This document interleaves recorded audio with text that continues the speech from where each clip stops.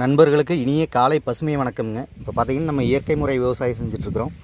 அதில் பார்த்தீங்கன்னா இப்போ நம்ம வெள்ளரி வந்து நம்ம நாட்டு வெள்ளரிங்க நடவு செஞ்சுருந்தோம். இப்போ அதில் வந்து பார்த்திங்கன்னா அதான் இந்த வயலில் தான் நடவு செஞ்சுருந்தோம்.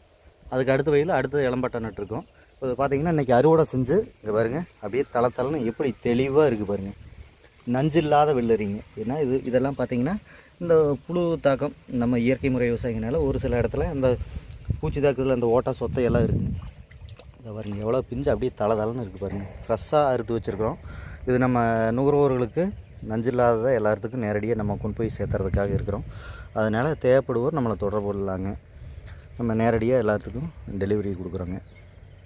ஏன்னா முழுக்க இதுக்கெல்லாம் இன்றைக்கி பார்த்திங்கன்னா ஏன்னா என்கிட்ட வாங்கக்கூடிய நுகர்வோர் எல்லாருமே சொல்கிறாங்க, அவங்க ஒரு குழந்தைக்கு வாங்கி கொடுத்துட்டு ஒரு இடத்துல அதை சாப்பிட்டாங்களா அப்படியே மருந்து நாத்தமனான வாடைங்க அப்படின்னு சொன்னாங்க. அது தெரியாதனமாக ஃப்ரிட்ஜுக்குள்ளேயும் கொண்டு போய் சாப்பிட்டது வாங்கிட்டு வந்து ஃப்ரிட்ஜுக்குள்ளே வச்சுட்டு அதுக்கப்புறம் தான் அந்த குழந்தைக்கு எடுத்து கொடுத்துருக்காங்க.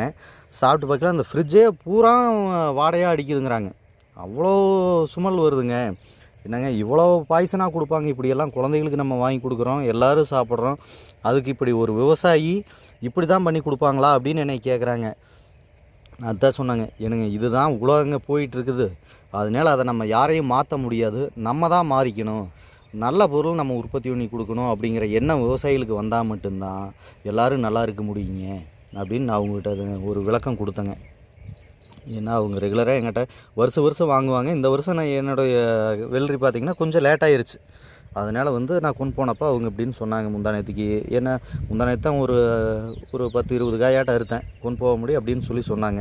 அதுக்காக தான் இந்த பதிவு இன்றைக்கி நம்ம போடணும், எல்லாத்துக்கும் தகவல் தெரியப்படுத்தணும் அப்படிங்கிறதுக்காக தாங்க. ஏன்னா விவசாயிகளே தயவு செஞ்சு இது மாதிரி அளவு கடந்த பாய்சன் அடித்து கொடுக்காதீங்க யாருக்கும். ஏன்னா நஞ்சு இல்லாத உற்பத்தி பண்ணி கொடுங்க. ஏன்னா இதுக்கு தான் வேப்பெண்ணெய் இருக்குதுங்க.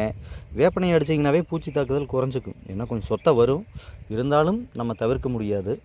அதனால் முடிஞ்ச வரைக்கும் நம்ம நல்லது உற்பத்தி பண்ணி கொடுப்போம் எல்லாத்துக்கும். எல்லோரும் நல்லா இருப்போங்க. நன்றிங்க.